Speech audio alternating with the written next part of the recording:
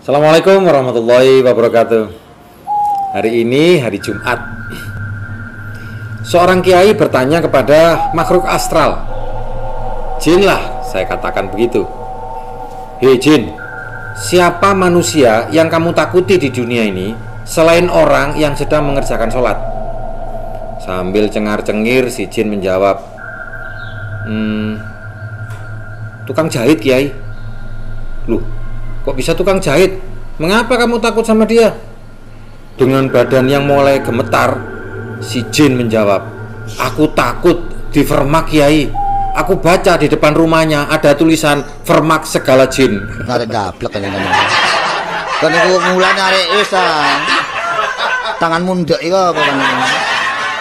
Jadi jangan terprovokasi dengan sesuatu yang Anda belum mengerti benar. Satu kata bisa beragam makna. Itu sama dengan rezeki dan bisnis.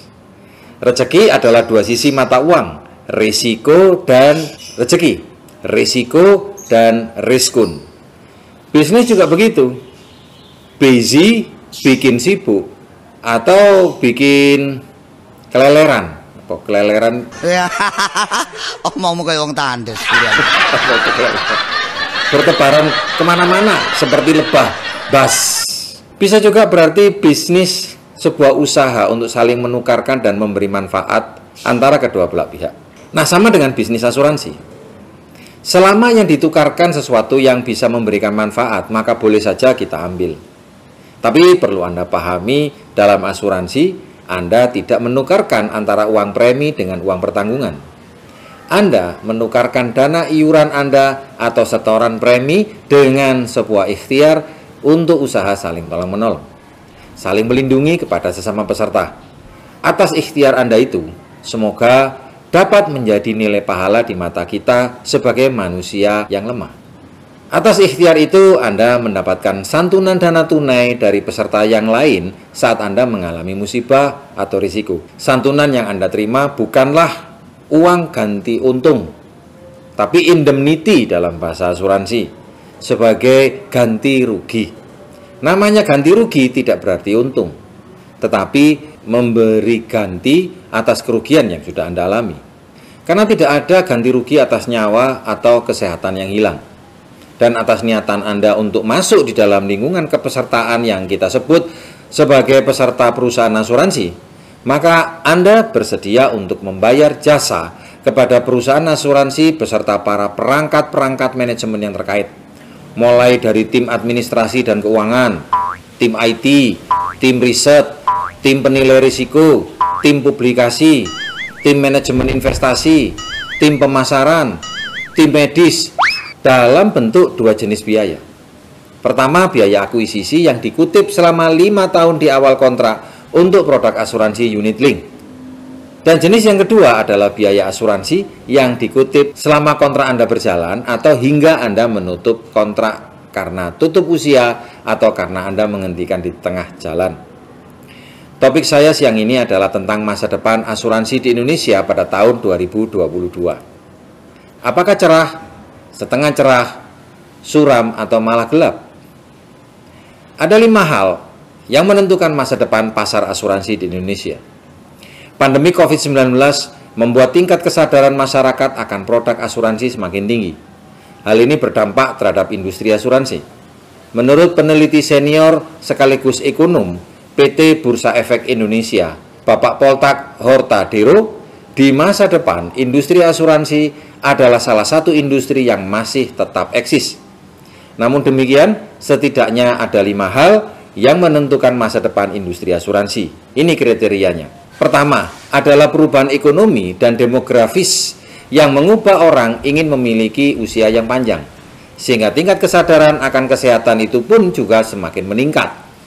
Ini disampaikan pada waktu jumpa pers bersama Allianz pada hari Senin tanggal 14 bulan 12 tahun 2020 yang lalu. Menurut beliau, perubahan ekonomi dan demografi membuat masyarakat memiliki harapan hidup lebih lama. Hal ini pula yang dinilai bisa meningkatkan jumlah pengguna produk asuransi menjadi semakin tinggi. Yang kedua adalah mengubah perilaku konsumen yang menimbulkan permintaan akan pengalaman pelanggan yang superior. Lalu yang ketiga adalah kemampuan perusahaan untuk mengadopsi ruang digital. Dia menilai di saat-saat seperti ini, ruang digital memang sangatlah dibutuhkan. Apalagi biasanya teknologi seperti Zoom atau Microsoft adalah teknologi yang jarang dipakai dulunya. Sekarang justru dituntut untuk menggunakannya setiap hari. Semua karyawan hingga anak sekolah pun sudah terbiasa untuk memakainya. Anak saya itu pada waktu WFH juga belajar melalui aplikasi jarak jauh. Dulu nggak kepikir, sekarang semua orang pakai. Begitupun juga dengan perusahaan asuransi. Perusahaan asuransi yang mengadopsi digital akan lebih memiliki keunggulan yang jauh dibandingkan dengan perusahaan yang belum menggunakan digital sama sekali. Perusahaan asuransi model kuno akan ditinggalkan oleh masyarakat. Lalu yang keempat adalah kemajuan teknologi, inovasi, dan rantai nilai. Menurut beliau, dengan adanya saluran digital, ini akan bisa mempercepat para konsumen mendapatkan layanan asuransi yang cepat. Keempat hal inilah yang akan menentukan masa depan industri asuransi. Jika perusahaan asuransi cepat menerapkan digitalisasi seperti Allianz, maka akan semakin jelas dan pesat pula perkembangannya. Dan yang kelima adalah selama orang sakit butuh obat yang berbiaya mahal, maka asuransi tetap dibutuhkan. Orang sakit tentu ingin sembuh, dan untuk sembuh mereka butuh obat selain butuh doa dan butuh keikhlasan. Perlu Anda ketahui, agen asuransi yang profesional tidak pernah sekalipun berpikir untuk mendoakan Anda dan saya untuk sering sakit agar bisa membeli produk asuransi. Kau nek ngomong sing genah, ojo ngowos ngono mang. Kenapa? Karena kalau sudah sakit berat, pasti akan ditolak permohonan Anda untuk jadi nasabah. Jadi untuk apa mendoakan orang lain yang ujung-ujungnya ditolak oleh perusahaan asuransi? Dan agen asuransi tidak pernah menakut-nakuti Anda atas risiko sakit, kecelakaan, cacat, meninggal, dan usia tua tanpa penghasilan. Kau ini cari siapa? Kenapa? Karena kondisi itu dapat dialami oleh siapapun termasuk agen asuransi seperti saya. Loh, nek ngene jelas. Terang gamblang cetha trewelo-welo. Kami hanya ingin menjalani salah satu peran penting bagi masyarakat untuk saling mengingatkan dan memperbesar jumlah orang yang sadar akan pentingnya pertolongan di saat yang tidak terduga. Meski asuransi bukanlah instrumen investasi, tetapi instrumen proteksi. Namun, jika Anda paham peranan asuransi adalah memastikan program investasi Anda atas masa depan anak dan aset yang Anda miliki saat ini agar tidak hilang, maka adalah sebuah tindakan bijaksana dengan Anda memiliki asuransi. Asuransi tidak membuat Anda rugi, karena investasi yang tidak pernah rugi adalah investasi untuk diri Anda sendiri. Gunumanmu itu seneng aku.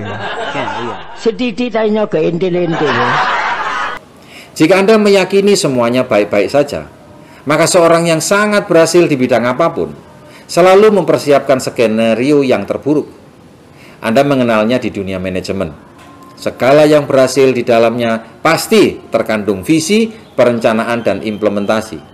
Mereka selalu mempersiapkan tidak hanya satu skenario saja.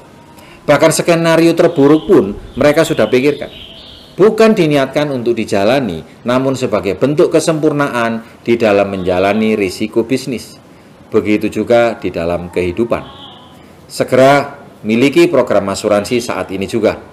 Karena penyakit terbesar adalah penundaan.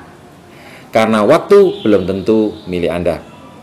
Zachary Scott pernah berkata, ketika Anda bertambah tua, Anda akan menemukan satu-satunya hal yang Anda sesali, yaitu hal yang tidak Anda lakukan.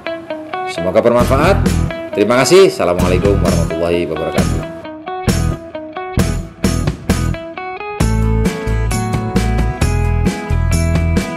Lalu yang keempat adalah kemajuan teknologi, inovasi, dan rantai nilai. Atau rantai nilai itu apa ya?